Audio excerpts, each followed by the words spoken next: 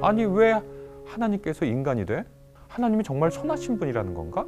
하나님이 정말 전능하신가? 성소는 정말 믿을 만한 글인가? 교회에서 하는 여러 예배들은 정말 가치 있는 것인가? 필연적으로 그럴 수밖에 없어요. 왜냐하면 우리의 이해의 한계, 인식의 한계, 경험의 한계를 넘어선 분이기 때문에 하나님은 우리의 이해와 경험과 인식의 한계를 넘어선 어떤 일에 대해서 우리가 저 정말이야? 저 진짜야? 라고 말할 수밖에 없잖아요. 정말 문제는 뭐냐면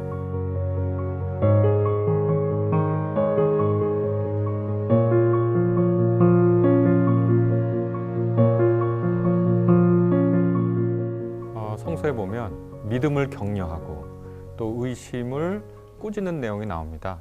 히브리서 11장 6절 보면 하나님 앞에 나오는 사람은 하나님이 계신 것과 그가 그분에게 나오는 사람에게 복 주는 분임을 믿어야 된다. 이렇게 믿음이 굉장히 핵심적인 것이라고 얘기하고 아무것도 의심하지 말고 구해라. 의심하는 자는 바람이 세게 쳐서 흔들리는 물결처럼 그런 마음의 상태를 가진 사람이고 그런 사람은 구해도 받지 못하고 또 그 마음이 불안정하고 두 마음을 품은 그런 사람과 같다. 이런 말씀이 있죠.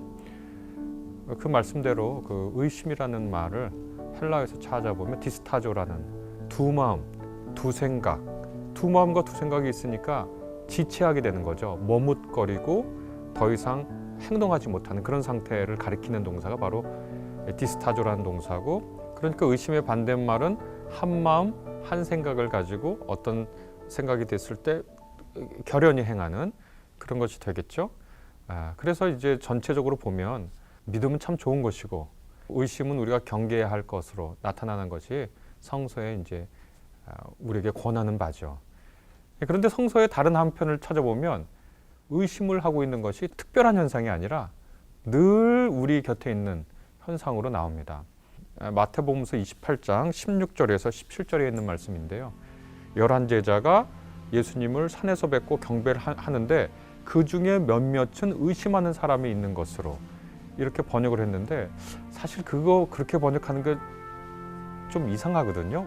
경배한 사람 그 사람들 모두 의심한 걸로 번역하는 것이 굉장히 자연스러워요. 문법적으로는 그런데 우리가 그렇게 번역하고 나면 뭔가 이상한 것 같아요. 어떻게 부활하신 예수님을 보면서 경배하는데 동시에 의심할 수 있는가? 그런데 마태복음서에 보면 믿었지만 의심했고 의심했지만 또한 믿는 그런 장면들이 마태복음 14장 31절에도 나와 있고요. 무서워하면서도 기뻐하고 그것은 28장 8절에도 그렇게 나와 있고요. 인간이란 존재는 어떤 한 감정을 처음부터 끝까지 전일하게 온전하게 완전하게 경험할 수 있는 존재인지를 우리가 물어보면 쉽게 답이 나옵니다. 우리가 어떤 믿음이 충만한 상태는요 굉장히 일시적이에요. 우리가 한번 솔직히 서로 고백해 봤으면 좋겠어요. 우리가 예배하고 하나님의 크심을 생각하는 그 시간에 삿된 것이 늘 끼어 있어요. 그리고 우리가 이것은 좀 안 좋은 일이야 라는 것을 하거나 생각할 때 늘 그 와중에도 뭔가 도덕적이고 옳고 선한 것을 생각합니다. 그러니까 인간이라는 존재는 아예 근본부터가 그 복합적인 감정을 늘 느끼면서 살 수밖에 없는 그런 존재라는 걸 우리가 솔직히 인정을 해야 되거든요. 그런 시각으로 성서를 다시 읽으면 우리가 흔히 히브리서 11장을 믿음장이라고 그러고 히브리서 11장에 나와 있는 믿음의 영웅들을 쭉 열거하는 걸 우리가 봅니다. 그런데 거기 보다 보면은요, 거기 뭐 아브라함 믿음의 조상이라고 해요. 그런데 우리가 그분의 인생을 보면 자신의 부인을 누이라고 2번 속이는 장면을 봅니다. 하나님의 보호하심을 의심한 거잖아요. 또 다윗, 모세, 그들이 언제나 믿음으로 충만했나요? 늘 실패하고 좌절하는 순간도 있고요. 그 다음에 히브리서 11장 보면 이분이 왜 들어가 있지 하고 고개를 갸웃거리는 분들이 있는데 대표적으로 삼손은 보면 전 일생에 믿음을 행했던 장면은 얼마 없던 것처럼 느껴지기도 합니다. 그런데 그분도 믿음의 영웅으로 들어와 있고 입다도 있습니다. 이 시선이 뭔지 우리가 잘 기억을 해야 됩니다. 믿음이란 말과 신앙의 상태에 있다라는 말을 구분을 하거든요. 그래서 신앙의 상태는 어떤 거냐?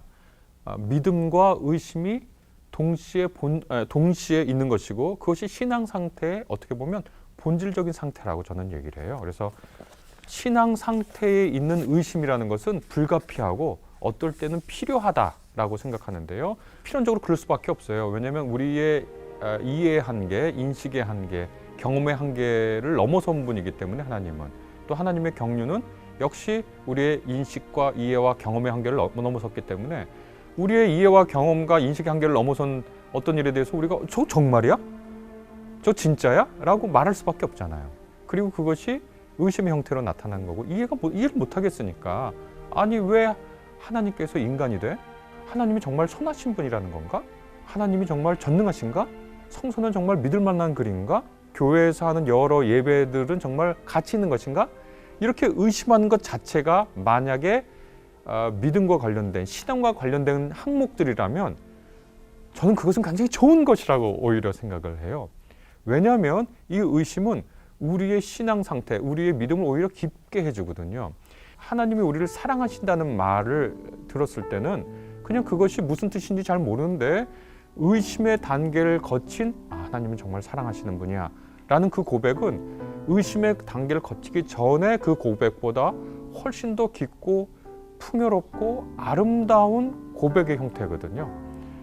하나님을 아버지라고 부르거나 혹은 또 어떨 때는 어머니라고 부르는 분들도 있는데 이런 분들의 그 고백은 의심을 겪기 전에 그 고백을 한 상태보다 훨씬 더 깊은 차원에서 정말 하나님은 우리의 아버지 되시는구나, 하나님은 우리의 부모님 되시는구나 를 알게 되는 거거든요. 그래서 저는 어떻게 생각하냐면 의심이라는 것은 캄캄한 어둠 속에서 한 뼘 빛밖에 없을 때 지팡이라는 생각을 해요. 그래서 어둠 속을 이렇게 툭툭툭툭 짚으면서 돌이 있는지 혹은 물이 있는지를 알아낸 그 의심이라는 지팡이는 우리의 믿음이 나아갈 바를 확인해 주는 그러한 선한 역할도 한다라고 생각을 합니다.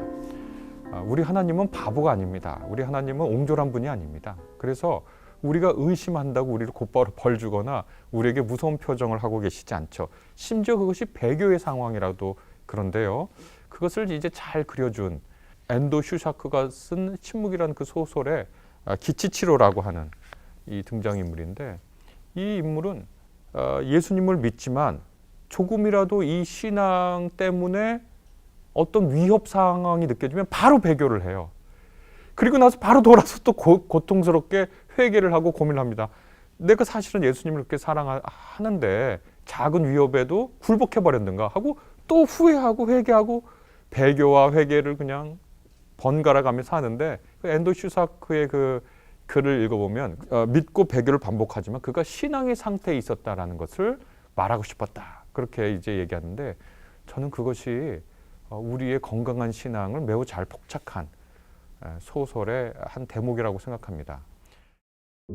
정말 문제는 뭐냐면 더 이상 믿음의 주제에 대해서 의심도 가지 않고 관심도 없는 상태가 돼버린 상태, 그런 분들을 냉담자, 어떻게 보면 의심이 되는 상태보다 더 위험한 상태라고 이제 얘기할 수 있겠습니다. 물론 그래도 인간이라는 존재는 자기 삶의 의미와 가치를 묻지 않고 살 수는 없는 거거든요.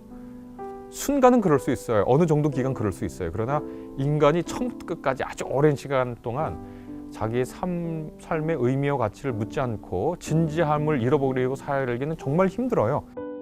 하나님 앞에서 죄는 뭐냐? 좌절하는 거예요. 자기 자신에 대해서 좌절하는 거예요. 나는 정말 보잘것없고 나는 믿음의 실패자다. 그렇게 자기 자신에 대해서 최종 선고를 내리는 거예요. 나는 의심하는 자다. 나는 실패한 자다. 실패한 사람 중에 대표적인 사람으로 지금 떠오르는 사람이 베드로거든요. 그런데 이 사람은 그 순간에 실패했다고 좌절하지 않고 또 그 베드로 그때 실패했다고 하나님이 그를 버려두시지 않고 다시 예수님의 사도로 부르셨잖아요. 저는 이걸 잘 기억할 필요가 있을 것 같아요. 하나님이 우리에 대해서 너는 정말 최종 실패자야 라고 선언하시기 전까지 우리도 비록 나 자신이지만 내가 내 스스로에 대해서 최종 판결권을 가진 것처럼 행동하지 않았으면 좋겠어요.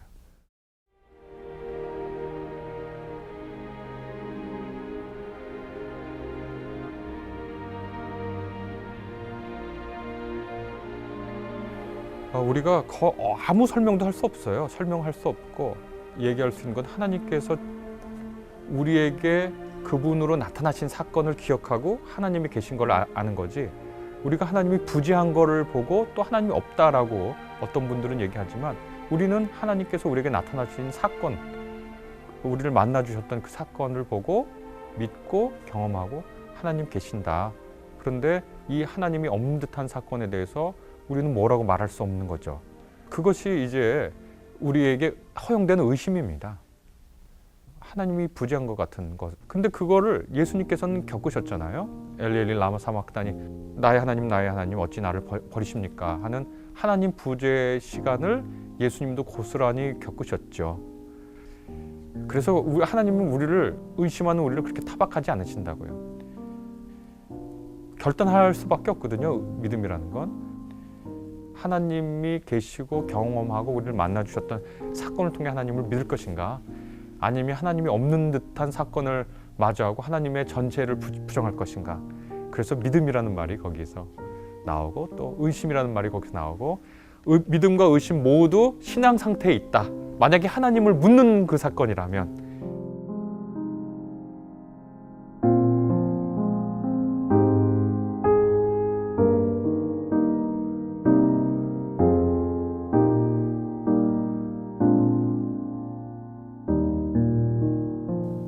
오늘 내용이 도움이 되셨다면 구독과 좋아요 눌러주시기 바랍니다. 감사합니다.